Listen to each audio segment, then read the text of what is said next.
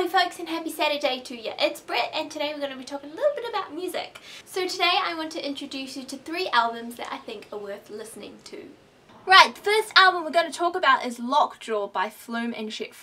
It only contains 3 songs, but it's Chet and Flume together and they work so wonderfully together. It's incredible. So with collaborations it's often hard for artists to come across to create something beautiful because their styles are a bit contrasty and they just don't meld together. But this is amazing. They work so well together that I'm finding it hard to breathe. So before I get on to the actual album, let's talk a little bit about the individual artists. So Flume, which I'm sure you guys all know, is an Australian producer and DJ. He's pretty young. I'm pretty sure he's like 23 or 4 or 5. He's in his 20s. He sees music as layers and his songs have a bit of a pop structure because he likes that type of stuff, but it's also very experimental and electronically wow. He basically does whatever he likes. Chet, real name Nicholas Murphy, is another Australian electronic musician. His music makes you feel cool and slightly aloof, like you could be a hipster sitting in some cafe, a really cool cafe though, probably that has like cool decor and has laptop plugs because all hipsters have laptops now. And if you were a guy you'd probably have a beard.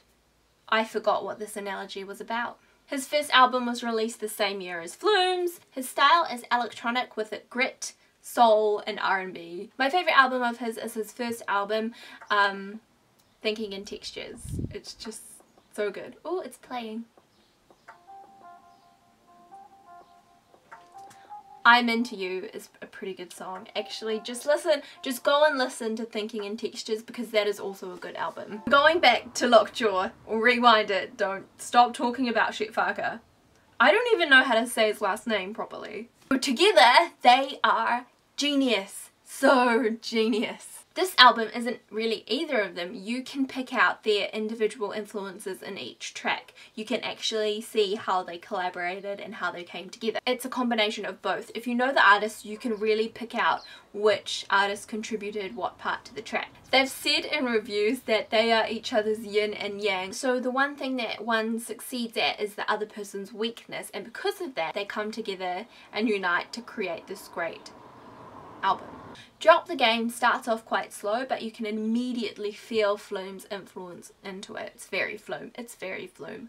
And then Farker comes in with his smooth vocals and it's like, whoa now. It's like magic and it's actually transporting. What About Us is more of Farker's influence with the piano, the slow piano and the bit of the saxophone, but then you can also hear Flume comes in and he brings in his vocals, if I'm not mistaken. I could be mistaken, but I'm pretty sure it's Flume's vocals come in and then it's just meh. They work so well together.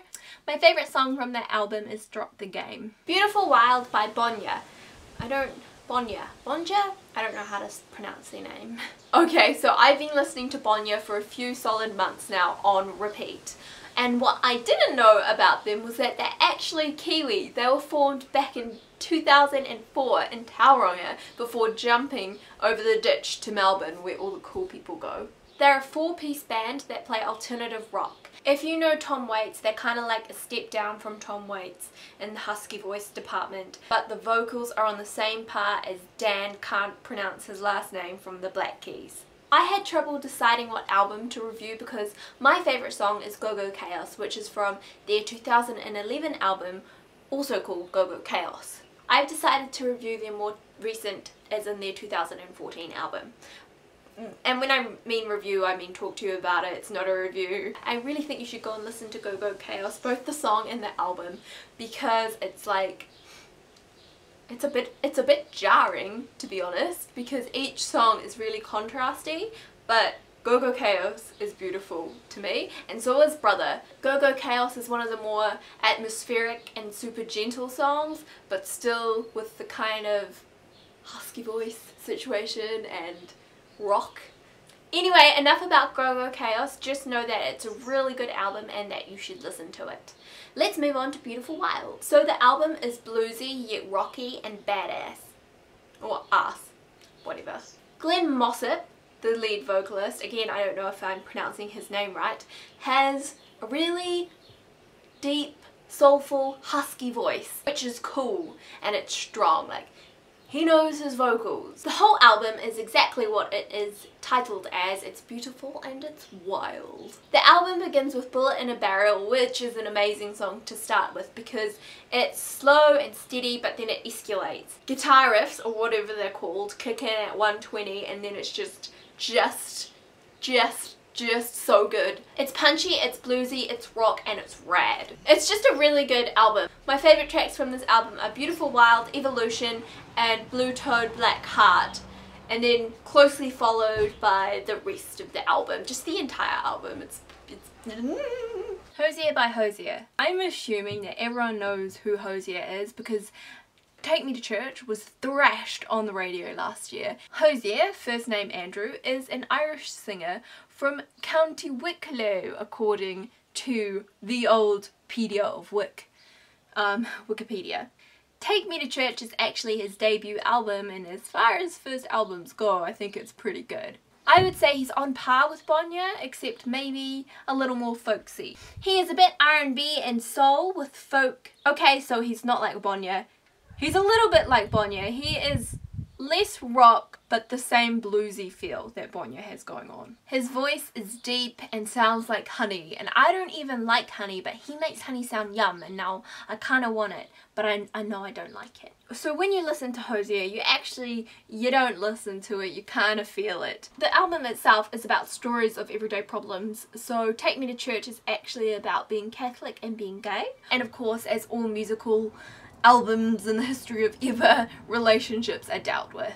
There are Irish undertones sprinkled without, which is a nod to his heritage and keeps the album very interesting and entertaining. It's a really captivating album, and you should at least give it a listen to understand why he is so loved. My favourite songs on this track are Angel of Small Death and The Codeine Scene, To Be Alone, and Sedated. And that concludes my album review. Also, I want to mention Winston, whose music I found through the Free Music Archive, and I've been using some of his music in the background of my videos, as some of you might have noticed. So about July last year I really got into French pop.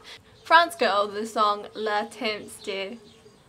I can't pronounce the title of the song, but that was my first introduction to French pop, and since then I've been on a French pop binge because French pop is so fun and it's a bit flirty and I really love it. Winston is fun, he's cool, I love him. I don't understand what his music is about, but I love it. Eden Zach gave me a ton of music to listen to, so I'm super excited. So thank you so much, Eden, for all those recommendations. In the comments below, let me know if you enjoyed this video, and if you've listened to any of the artists I mentioned, what are your thoughts on their albums, and if there are any music recommendations, let me know those too.